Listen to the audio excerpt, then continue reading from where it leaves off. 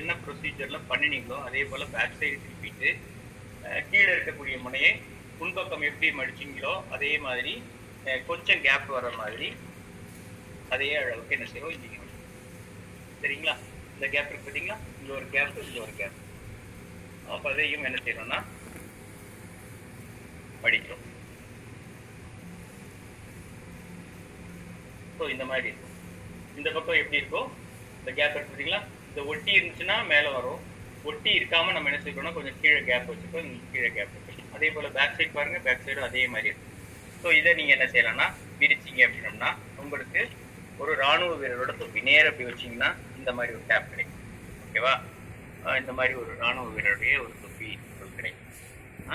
அப்புறம் அடுத்தால வந்து என்ன செய்ய போகிறோம் அப்படின்னோம்னா இது வரைக்கும் நான் வந்து உங்களுக்கு காமிச்சேன், ரொம்ப ஷார்ட்டாகவே வேகமாக அதை காமிச்சேன். அதுக்கப்புறம் நான் சொன்னேன்ல அவங்க செஞ்சுட்டு வரக்கூடிய கப்பல் இதுதான் அப்படின்னு சொன்னேன் பார்த்தீங்களா. ஸோ அப்போ இதெல்லாம் மடிக்கும்போது என்ன செஞ்சீங்கன்னா சொல்லிக்கிட்டே இருக்கும்போது கைகள் வந்து என்ன சொல்லியிருக்கணும், மடிச்சுட்டே இருக்கணும். ஓகேவா, மடிச்சுட்டே இருக்கும்போது எல்லா பக்கங்களையும் நல்லா மடிச்சிட்டிங்க அப்படின்னோம்னா உங்களுக்கு இந்த மாதிரி ஒரு ஸ்கொயரில் கிடைக்கும். சரிங்களா, இதுதானே வச்சோம் தலையில், இதுதானே வச்சோம், இப்படி வச்சோம்ல, அதை அப்படியே எடுத்து நீங்கள் மடிச்சுட்டே இருக்கீங்க. மடிச்சுட்டே இருக்கும்போது நீங்கள் இடத்துல டெமோ பண்ணலாம்.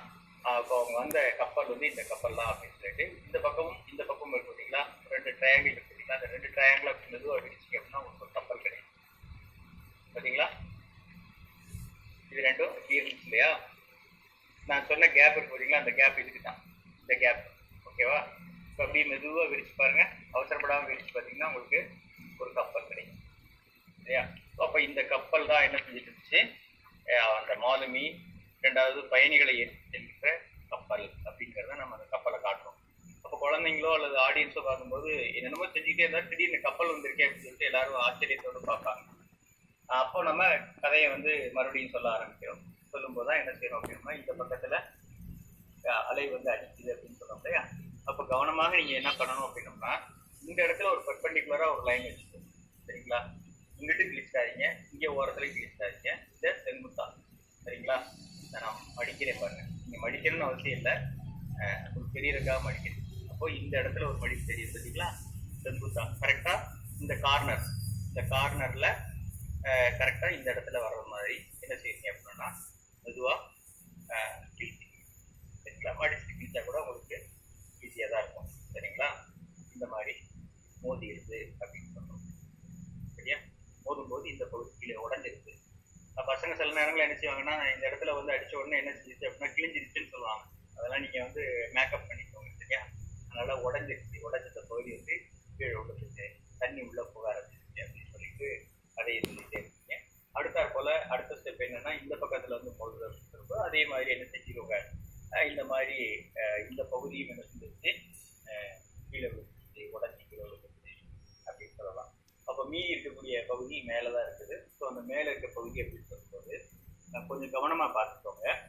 எந்த இருக்கு பார்த்தீங்களா, இதில் இந்த பக்கத்தை மட்டும் கிழிக்காது. ஏன்னா உங்கள் தலை எவ்வளோ சைஸோ அந்த தலையை கொஞ்சம் யோசிச்சுட்டு என்ன செய்யணும் அப்படின்னா பாருங்க, சரிதா, கொஞ்சம் பாதி அளவில் வச்சுட்டு நீங்கள் என்ன செய்யுங்க, கையை உள்ள கொடுத்து கொஞ்சம் கிழிக்க ஆரம்பிங்க. நான் எங்கேருந்து கிழிக்கிறேன்னு பாருங்களேன்.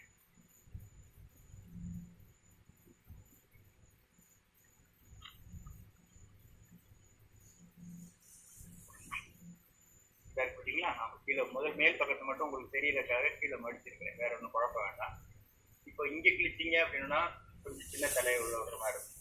இதில் சென்டரில் தள்ளிட்டீங்க அப்படின்னா உங்களுக்கு வந்து இந்த இடத்துல கிழிச்சிங்கன்னா உங்கள் தலை உள்ள போகிற மாதிரி இருக்கும். ஸோ அப்போ கப்பல் இங்கே இருக்கும்போது நீங்கள் என்ன செய்யணும் அப்படின்னா சொல்லிட்டே இருக்கும்போது கை வந்து மேலே போயிடக்கூடாது, உள்ளே போயிட்டு என்ன செய்யணும், உள்ளே போய் இந்த ரெண்டு விரலும் வச்சுக்கலாம்.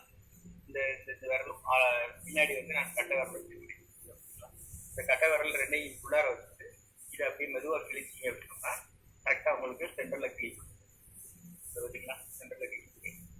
அப்போ இந்த கை இந்த 2 விரலையும் இங்கே பிடிக்கும் போது என்ன ஆகும் அப்படின்னா கரெக்டாக அந்த விரலை நகட்டிக்கிட்டே வந்தீங்க அப்படின்னா உள்ளே இருக்க பகுதி ஒரே மாதிரி கீழுது. சரிங்களா, அப்போ தலை உள்ளே போகிறதுக்கான ஒரு வாய்ப்பாக இருக்கு. ஸோ இதை சொல்லி முடிச்சுட்டு அடுத்தாற்போல் இதை அப்படியே மெதுவாக விரிங்க. விரிச்சிங்கன்னா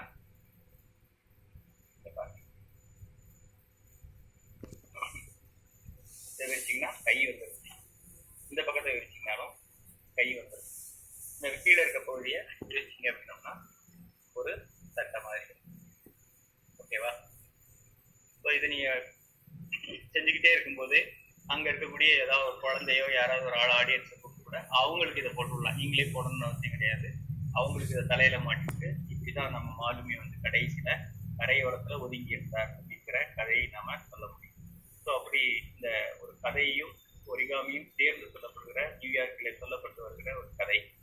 இதை வந்து நீங்க என்ன செய்யணும் அப்படின்னா கொஞ்சம் ப்ராக்டிஸ் பண்ணிக்கணும். நம்ம வந்து என்ன செஞ்சுக்கணும் அப்படின்னா கதையையும் சொல்லிக்கிட்டே சிலருக்கு என்ன